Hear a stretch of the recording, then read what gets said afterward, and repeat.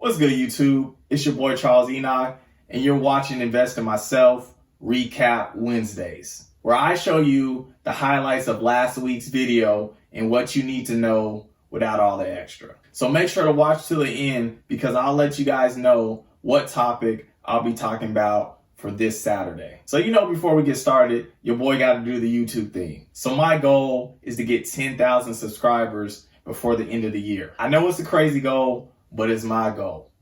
So let's make it happen. So if you're new to the channel, go ahead, take a little time, hit that subscribe button for me, hit the like button for me as well, and leave a comment. I appreciate anybody that does all three because it does help me reach a higher audience base. So thank you in advance.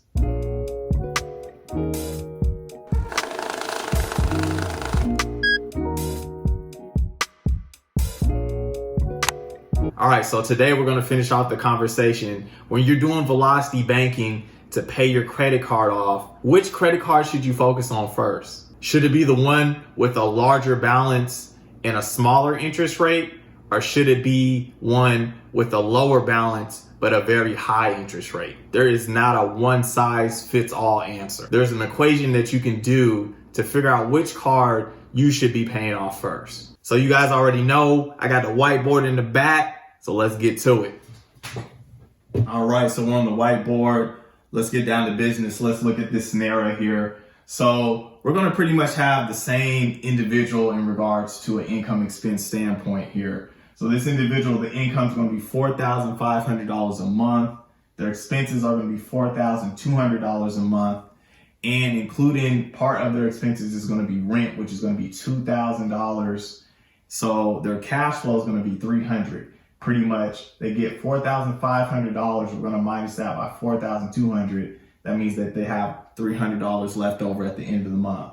Now, what's particularly different is the credit cards, right? So credit card number one, they're going to have an $8,000 balance and their interest rate is going to be 35%, astronomical here.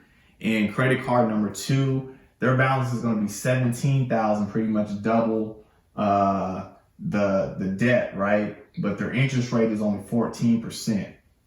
Now we're going to make this particularly easy. We're going to say credit card one and credit card two. The minimum payment they have to put on there is $200. So pretty much we're trying to figure out which credit card is charging us the most interest and which should we apply velocity banking to use that as our bank account and get this debt paid off with avoiding interest or just reducing it tremendously, since we're going to be parking our income in the credit card, right?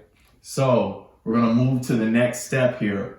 Which do I pay off first? So let's look at credit card number one. It has an $8,000 balance. We're going to times that by 0.35. That's the interest rate on credit card number one, and divided by 12 because there's 12 months in a year. So that's the simple interest calculation, right? So $233. So we know which card is charging us most, and that is going to be credit card number one. So we're going to focus using the velocity banking method onto credit card number one. All right, so on the other side of the board here, let's see when we use the velocity banking strategy, how we're going to use it and what particularly happens here, right? So the first step that we're going to do, we're going to use the cash that we get. We get $4,500 in a month, right? So first we're going to pay our rent in cash, $2,000, and then credit card number two, we're going to pay that minimum payment of $200. So we used $2,200 of our income on the rent and credit card number two. Now, step number two, we're going to put the rest of our income onto credit card number one. So whenever we get our income, we're going to pretty much put that onto our credit card number one. This will make the balance $5,700 because remember, the credit card was $8,000 and we're putting $2,300 on there. Now for step three, what we're going to do, we're going to pay all our other expenses on credit card number one.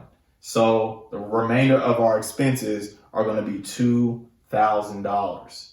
So what we particularly did, we put $2,300, part of our income, onto credit card. This should be number one. So we put it onto credit card number one, and then $2,000 went out for expenses on credit card number one. This is our $300 of cash flow. So it got kept into the credit card, right? So we pretty much paid off $300 onto the credit card.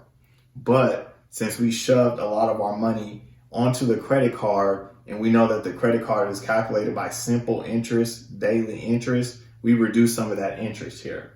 So for step number 4, the overall balance on credit card number one is going to be $7,700, right? Pretty much $300 off of the $8,000. Now, what we particularly want to know is, what was the simple interest calculated? Now, this isn't a perfect world, but we're going to pretend that it is here. So when the credit card has $7,700, then we would use the simple interest calculation of, if that's the balance, how much money or how much interest is accruing daily, right?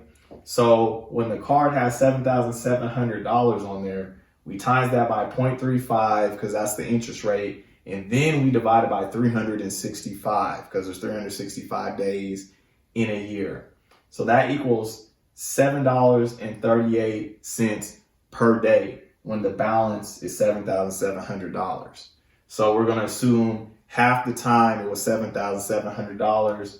And then when we first put our money on it, the $2,300, that other half of the time it was $5,700. So we want to calculate the simple interest that was accruing daily when that was the balance. So we're going to take $5,700 times that by 0.35, that is the interest rate, divided by 365 because there's 365 days in a year. And we're going to see that it's $5.46 per day of daily interest when that is the balance. So what we're pretty much going to do, we're going to pretend for 15 days it was accruing $7.38, and we're going to assume the other 15 days, the other half of the month, it was $5.46, right? So if we're going to do the math, it will be $81.98 plus $110.70. This will equal a total interest of $192.68, right? So remember, the interest is $233, so we did save on interest, right? So the true cash flow that we have is, if we have $300 and the interest that is charging us is $192.68, our true cash flow is only $107.32. So you would pretty much repeat this method by putting all your money that you can, right, onto the credit card to reduce the daily interest, as long as you can hold it in. But once you have to charge the card and the debt increases, then the daily interest on the card increases as well. So as long as you can put money in there and just kind of leave it there, as long as you can, you're pretty much going to be saving interest. So this Saturday's video, I'll be going over how to leverage your HELOC so you can acquire multiple rental properties. I know this is a crazy market, but I actually found a good deal, and I'm in the process of closing on another property. So I figured we should go over the strategy that I use. So I hope everybody has a good rest of the week, and I'll see you guys this Saturday. Peace out.